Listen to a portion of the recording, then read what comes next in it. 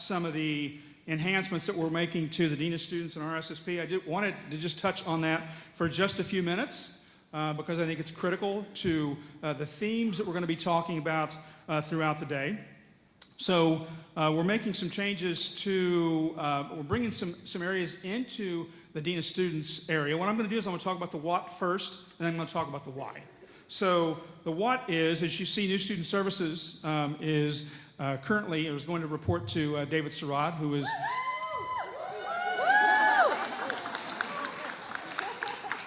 our Assistant Vice Chancellor and Associate Dean of Students.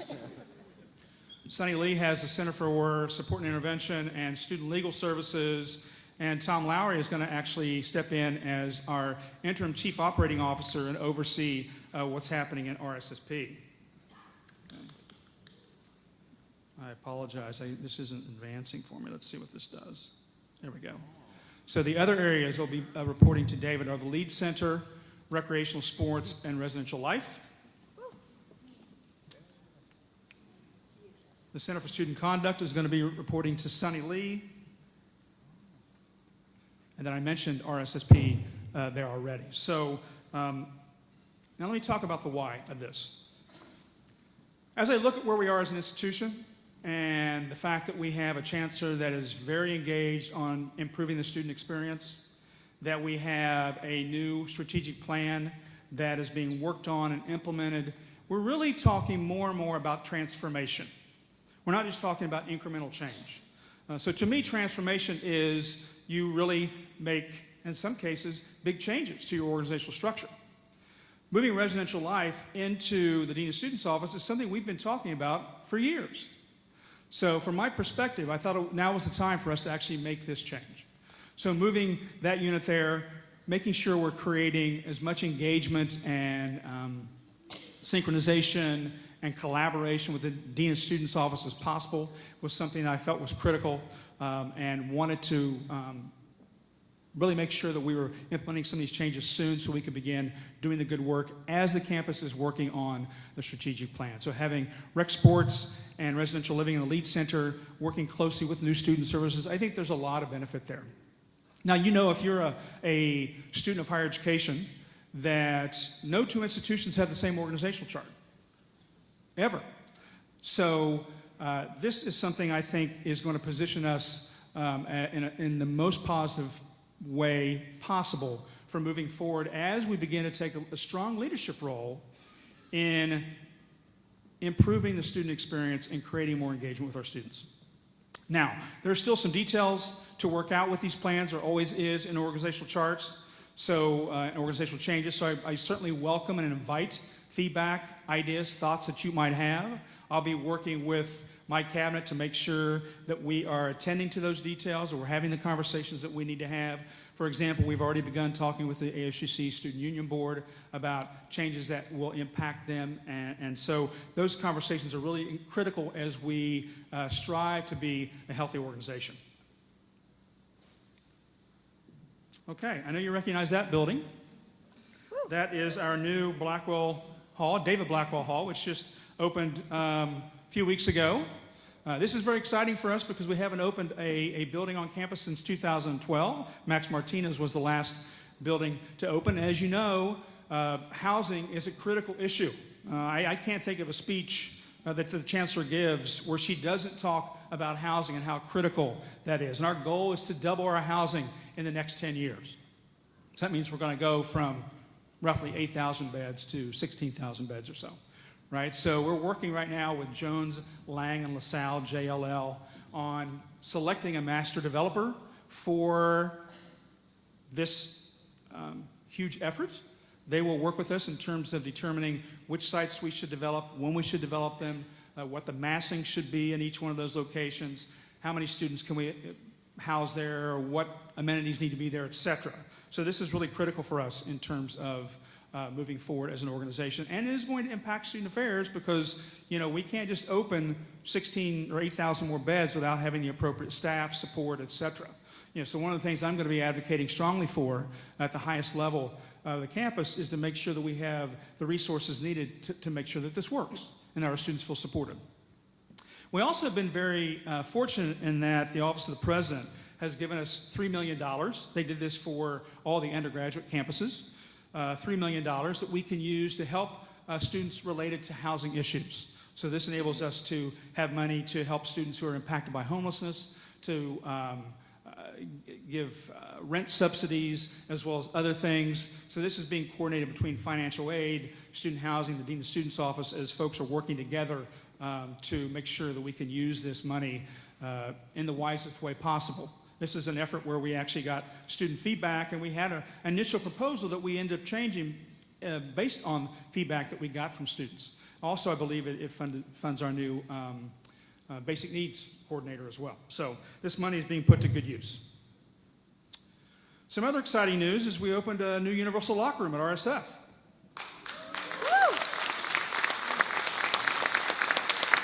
This is very exciting because I think this is a great example of collaboration on campus. We had student leaders and leaders in RSF, as well as others who came together to produce this wonderful locker room. If you haven't had a chance to check it out, you certainly should. We got lots of media coverage on this last week because this is one way that we take the space that we developed and show how it represents the values that we have.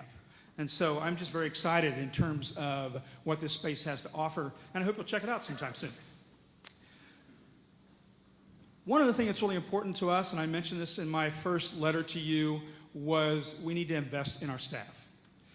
We're going to talk about the priorities in just a few minutes, and one of those priorities is to make sure that we're focusing on having a healthy organization. How do we do that? We want to make sure that we're able to retain staff. We want to make sure the staff have the proper training needed so they can do their jobs as best as they can. And we also want to make sure that staff feel good about the work that they're doing. They feel like they have the credibility that they need, that they're confident in how they're serving students. And so during our budget process, we made the decision to dedicate $100,000 to professional development efforts for the division. Now, this money will be used in addition to what you might already have in your units for professional development. But this was something that was really important to me because I was hearing so many stories of people perceiving that there was some discrepancy throughout the division in terms of professional development dollars that we have. And also, too, based on what we've been doing related to budget improvement over the last few years, is we've cut back on travel and investment in staff in some areas. And so this is one way to remedy that. I'll be watching closely to see how far this $100,000 goes. We may need to spend more in the future, it depends. But Biz Operations will be sending out some information very soon in terms of how this information, what the process is for actually tapping into those dollars. So you can watch for that soon.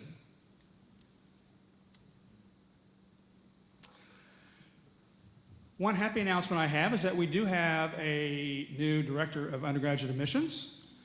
We just made an offer and it was accepted by Femi Ogundela, who is the Assistant Dean for Diversity Outreach at Stanford University.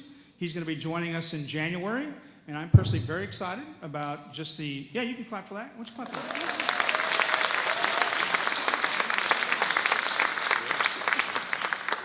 This is really critical because when we talk about student success and we talk about student engagement, the student experience, it really begins with the recruitment process. We don't have discrete, this isn't like a race where we necessarily just pass the baton from one group to the next. There's so much overlap in the work that we do. And our admission team is out there, they're talking about the Berkeley experience. They're getting students excited about coming here. And then many of them stay connected with students even once they arrive. So this is a critical leadership role for us, and I'm looking forward to Femi joining us in January. And those of you in university, in undergraduate admissions, I gave you this news last week. You can now share whatever you want to. It's out there now. So please, by all means, continue to support Sylvia in the work that she's doing. She's graciously agreed to continue on in this role. And so again, we owe her a great debt of gratitude for all that she's done for us and the leadership she's provided.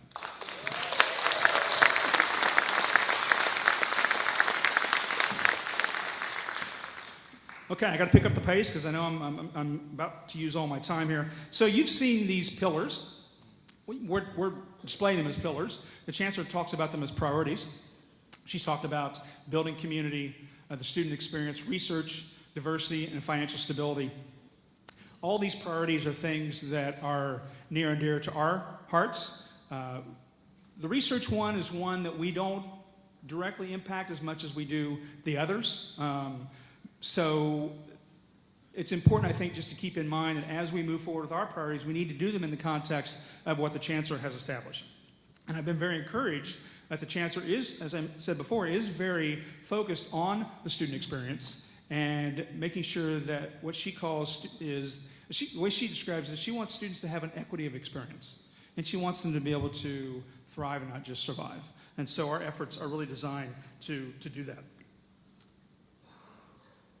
So let me talk about what our priorities are. So last week I had a cabinet retreat.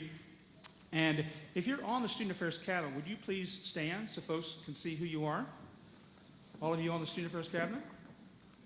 Take a look around the room there.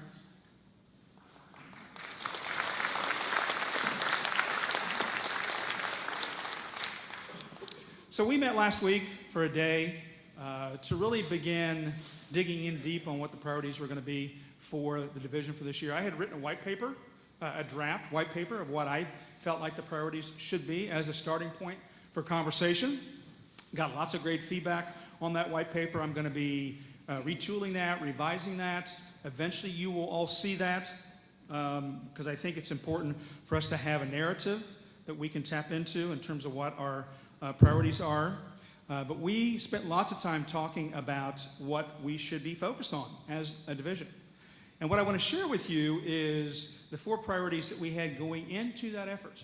Now, that doesn't mean that these won't change, but I think these really provide the broad areas by which we will focus our efforts this coming year and even beyond this year. I know many of you have seen this before. I've used this many times when I was in RSSP talking about not just the student experience, but the human experience. This is Maslow's hierarchy of needs, and as you see, it goes from basic needs like psychological needs up to the level of self-actualization, which is something, by the way, that all of us are striving for even now. I mean, if you have become self-actualized, that's a great thing. But in theory, we're always continuing to develop and change and grow. But this really represents, in my opinion, what we're looking at in terms of wellness. Wellness is going to be a primary focus for our division. There's many, many ways to define wellness. If you are familiar with the wellness wheels that have been used, okay, sorry. They're multifaceted. Sometimes they're academic, career, physical, emotional, financial, environmental, social, psychological. We're going to take a very broad view in terms of how we pursue wellness for our students, and not just wellness for our students, but wellness for ourselves. We have many units that are already focused on wellness. We have RSF, we've got UHS, we've got Path to Care, we've got many units that are focused on wellness. In fact, all of you would probably say that in some form or fashion you focus on wellness, but I think we can do more in terms of our integrated approach towards wellness. I think this is critically important as we know about the student experience today in terms of many students coming to us with mental health challenges and struggles, students coming to us with basic needs issues. I think our housing efforts definitely fit into the area of wellness. And so we will hear a little bit later from some panelists about the issue of wellness. We're actually going to put our money where our mouth is today. We're going to have 3 wellness breaks. We're going to do some things as a group just to begin practicing and implementing that wellness. So that's the first goal, first priority. The second one is community.